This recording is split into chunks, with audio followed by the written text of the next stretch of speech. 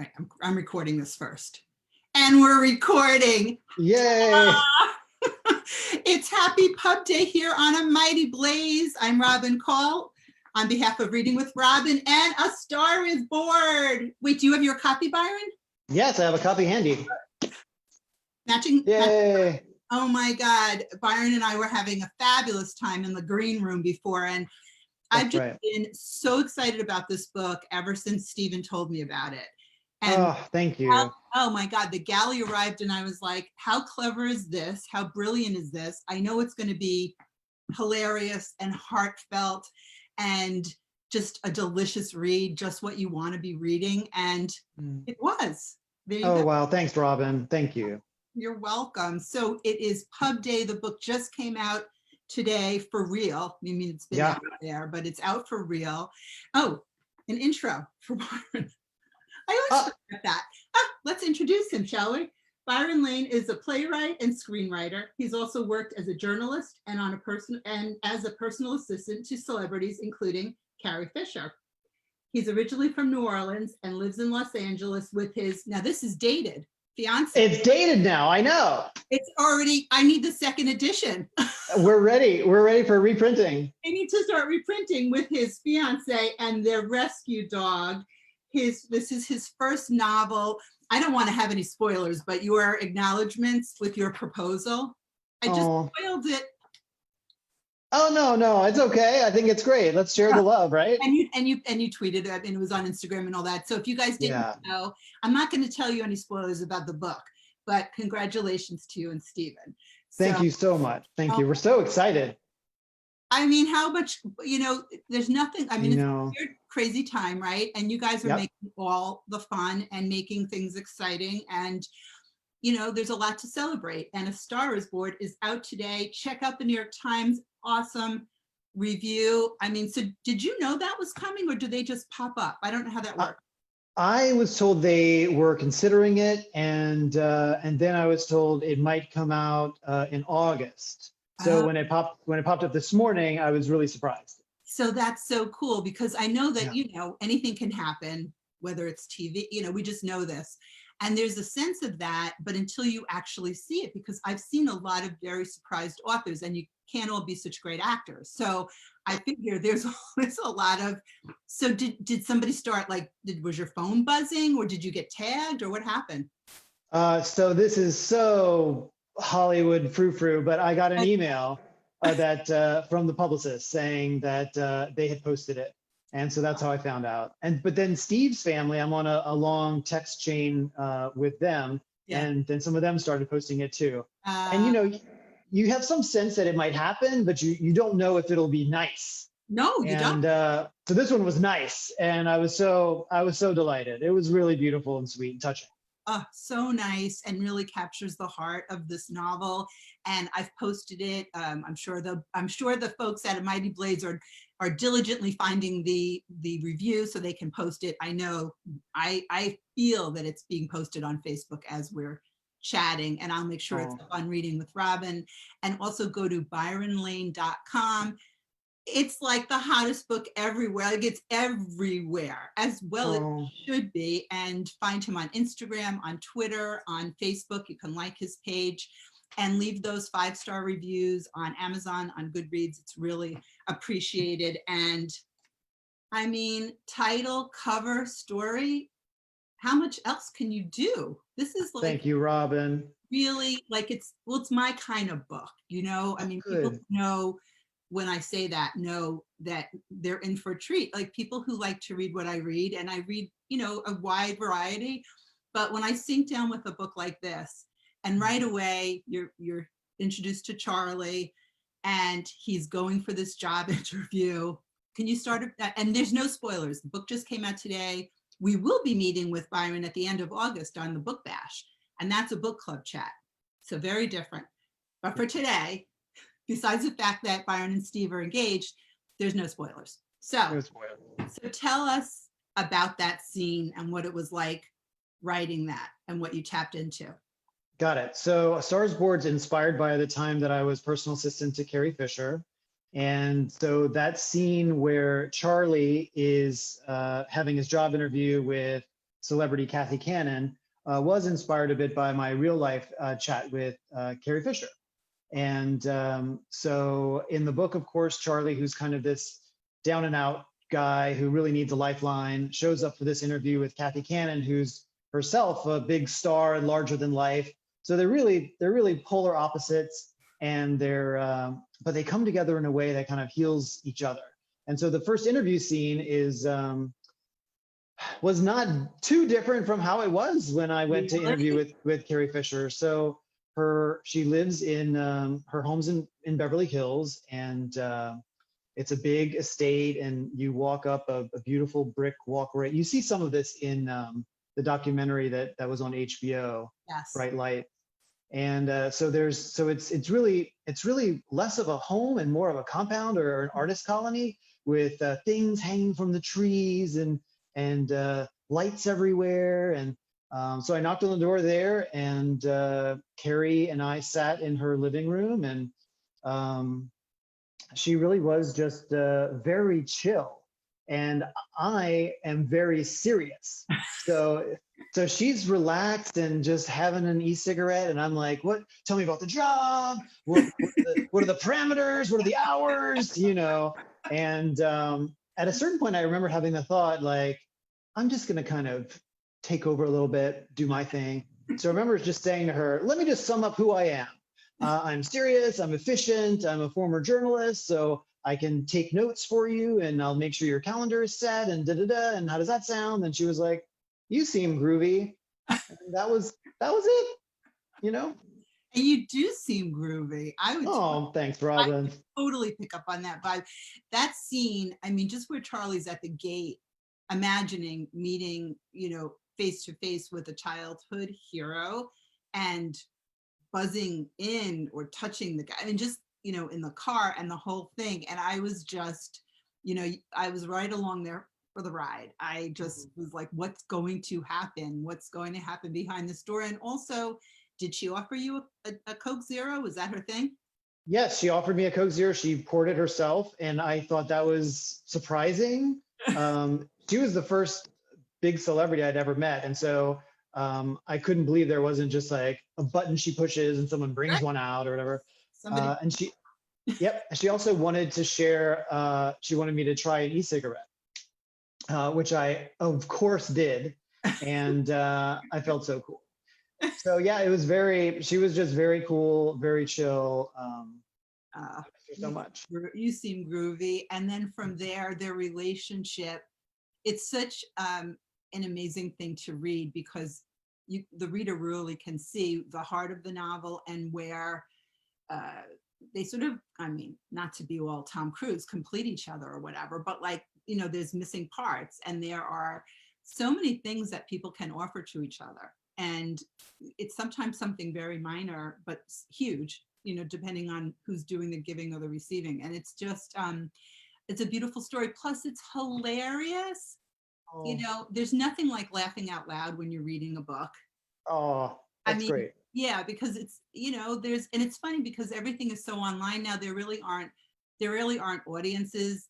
You don't really hear much, laughter. You have to make it yourself.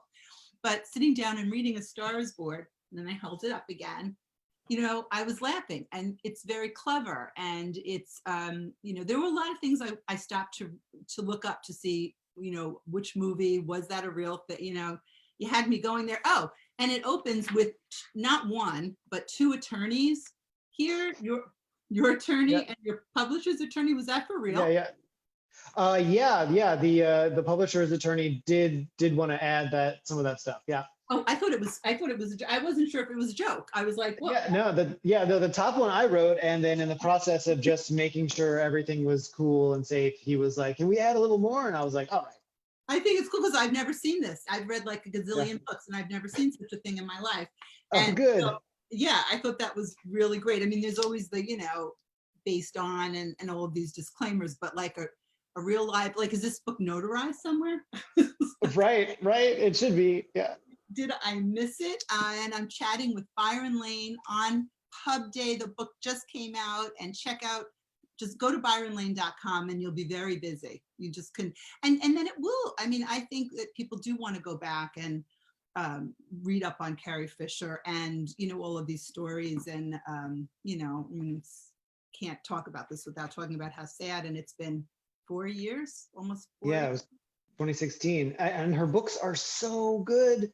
She was such a brilliant writer and artist, and even the films she did. I mean, yeah, I hope people do go back and look at some of that stuff. I think that, it's such a tribute in that way, and just the whole relationship. And of course, it's fiction. So which were the parts, without giving anything away, that you got to sort of add, take a lot of liberty with, that you either maybe wished had happened, or you just were like, I'm groovy, I'm going to make this up?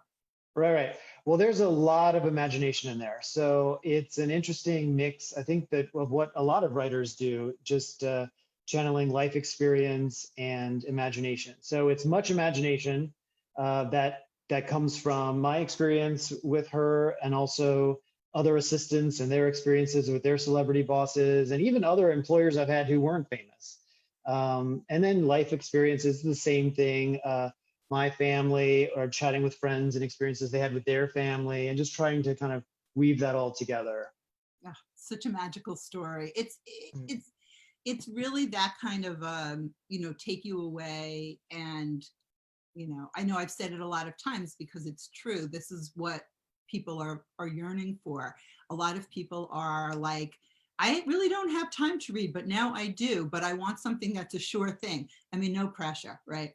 Like they want, I know, right? like, yeah, just give me like your top 5, or just like the best books. And I always say, well, have you been to my Facebook page? I only talk about the books that I love. That's what I do. So Yeah. they're winners. And it's the kind of thing where I just think, like, how creative, excuse me, somebody is to weave this whole story apart from personal experience, and just like you say, imagination. And there's nothing like who doesn't love The Devil Wears Prada, like that kind of peek into what that relationship is like, and how needy it can be, and so what are some of the things Charlie is maybe surprised Kathy is in need of? I think that he is surprised that she needs really many of life's essentials: love, structure, maybe a person to say no every now and then. And I think that those things are known to Charlie because he's experienced those kind of things in his own life. So his own life is full of walls, full of boundaries, set up by his parents, set up by a job he hates where he was working in the middle of the night and isolated in that way. Yeah, it's a hard life for Charlie. And then there's Kathy Cannon, the celebrity, where it looks like life should be really easy for her. Mm-hmm. But she has money, she has fame, she has access. But in a strange way, they're both isolated, right? Him by his own doing and his own fears about living life fully, and she's isolated by her fame and by seeing the world just through that lens. And so it's interesting how different they are, and yet they have this common thing that they can latch onto. And I'm not sure they even really speak the same language. I'm not sure that they would both be able to articulate that exact thing, that exact tug of war that they're in communicating. But it did do something special to them, and I hope that readers feel that in the book. It's very palpable, and I think that that's just like to the larger issue of, we don't, sometimes people don't necessarily see people together or friends together, or what, you don't always know what it is that people bring to each other. It may not always be obvious, but it's so there. And, sometimes people don't even know what it is that they're looking for, but when you see it, and you say, groovy. Yes. Oh, I love that. Yes. Say groovy is one of those words that you just can't say often enough. I think that's one of the things that it's one of those words that just, I know it keeps coming back, but it really is, it is quite a word. So how long did you work on this for? I never asked that question, but I am curious. That's okay. It took a couple of years to get it all together, and obviously, like many drafts, the usual thing. Right. Yeah. Yeah. And then when the books came, when your box, I know that this has been a weird time for mail, packages, all of that, but did a box of books arrive? Yes, it came there were a couple cycles. So I first got advanced reader copies. Right. And I was So I had already kind of cried all my tears of happiness and joy. I cried when my agent said that she would represent me, and then I cried when my editor, James Malia, said that he would edit the book. And those were big moments for me. And then when I got the advanced reader copies, one thing that was on my mind was a concern that the book was huge because of COVID, all the mail was delayed and messed up. And I kept seeing people get their books before me, and they would take pictures with them, and it looked enormous in their hands. Hilarious. You thought it was just too large. I was like, is this like a huge, like a big print? Like, what's happening? I was worried about that. And funny, yeah. Byron. So when I got the advanced reader copies, I was mostly just relieved, like they were like normal size, you know. That was a special moment. I love that. I would never even think of that, but right now, well, you know, not that everybody's taking pictures to scale, and also perception is so bizarre. So I could imagine that if you'd had just the right / wrong photographers on your book, you'd be like, what is this monster? Yeah, and me as a writer, a little sensitive because it's a heartfelt story, and I wanted to be presented well and all that. And I did. Then I got a little nervous when the hardcovers arrived because I had that proposal in the back, Yes. and Steve didn't know, and so I kind of pulled this up and pulled out a book and said, "Hey, I made a change. Will you look at this? Tell me what you think." And then that's how I showed him that. Oh, that's how you. Oh, I thought. See, I was going to ask you that. I didn't know if you just said, you know, hey, you know, the book's here, and then he would say, well, I read it. I heard 8 million drafts. I read it. I know. I'm not reading your book again. Right. Or something Yeah. like that. So you just said, oh, okay. I thought like you were waiting like around the house to hear him go like, what am I reading or something. No, like Robin, that. you're right. I was scared I would be waiting for months and months for him to pick it up again. Yeah.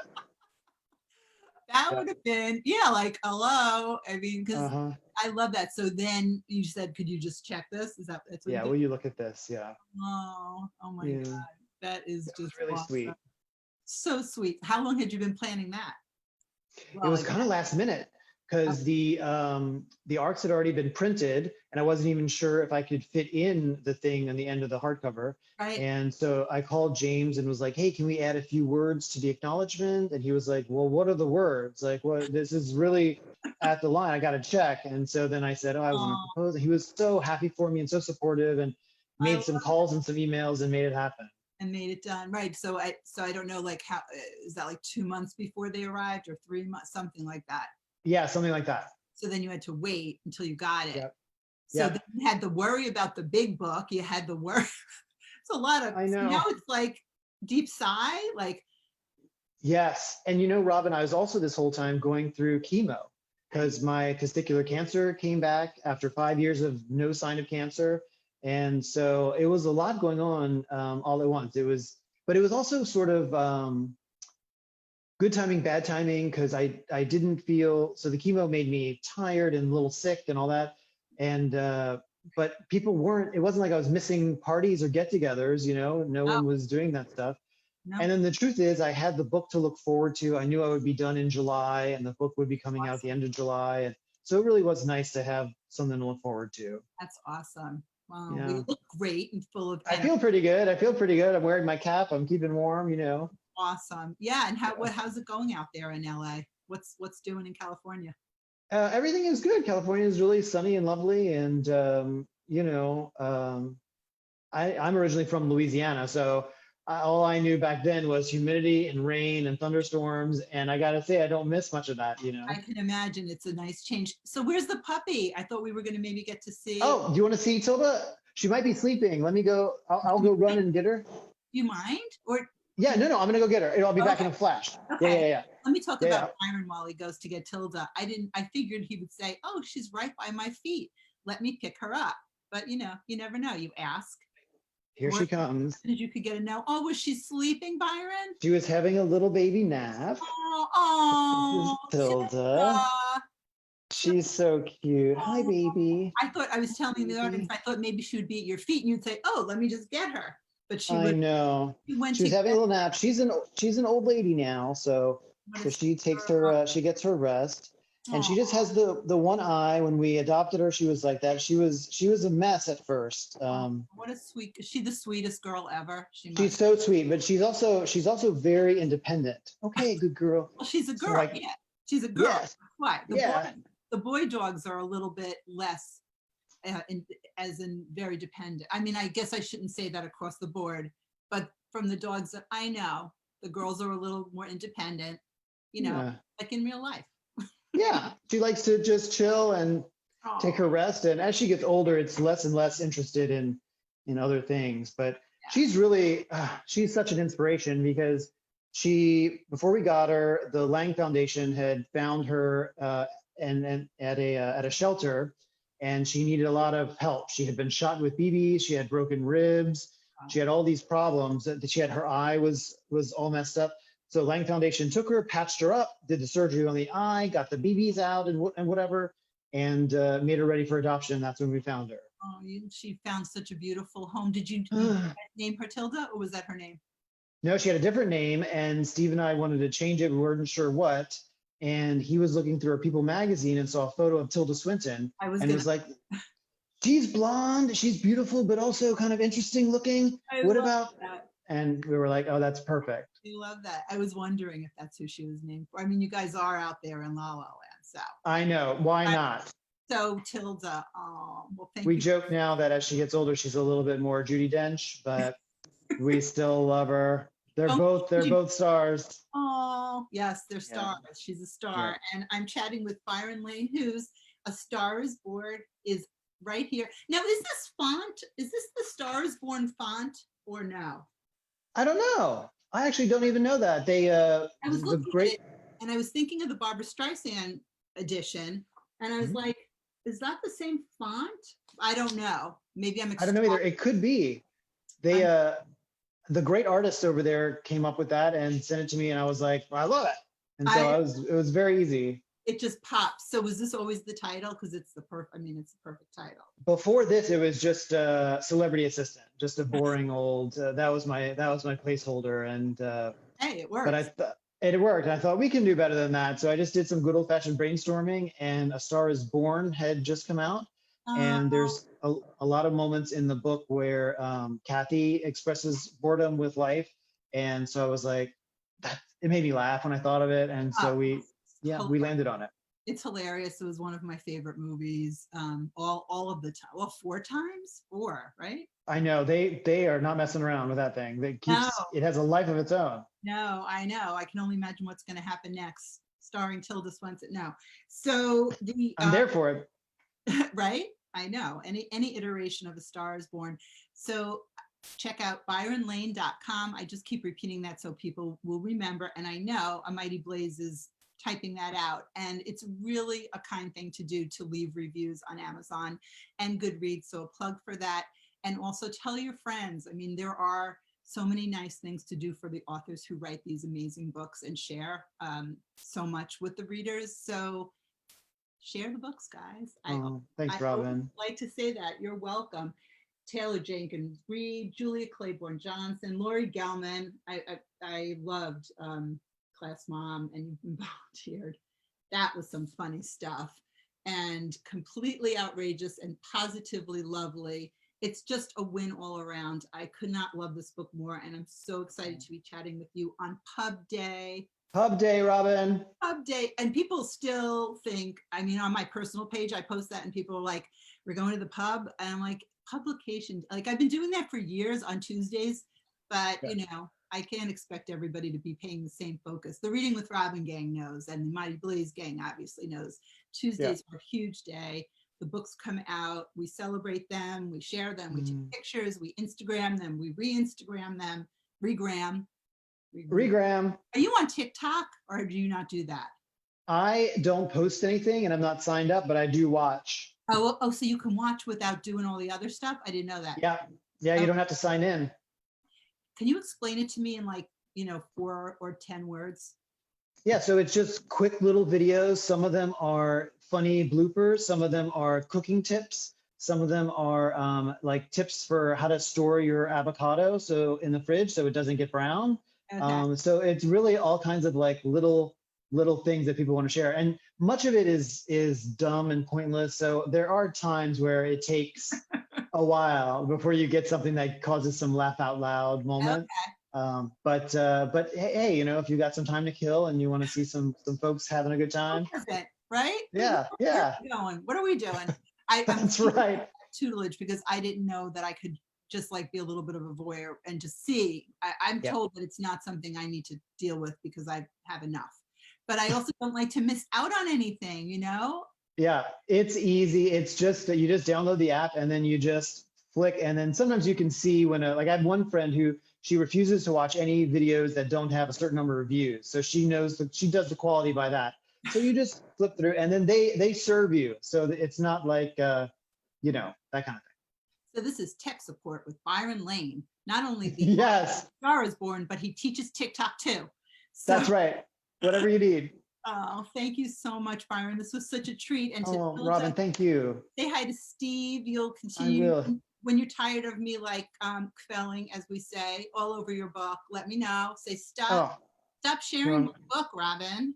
I'm so grateful to you. Thank you. The support really does mean the world. My first book, and it Oh, feels like a big deal, and I'm grateful. it is a huge big deal. There's nothing like a debut novel. And when it's just, grabs you and just says like, come read me, come hang with me. I mean, Hmm. that's what I want to be doing. If I have a few minutes to kill, I'll watch TikTok. When I have time to spend, I'm reading a good book. So, Great. Yes. Yes.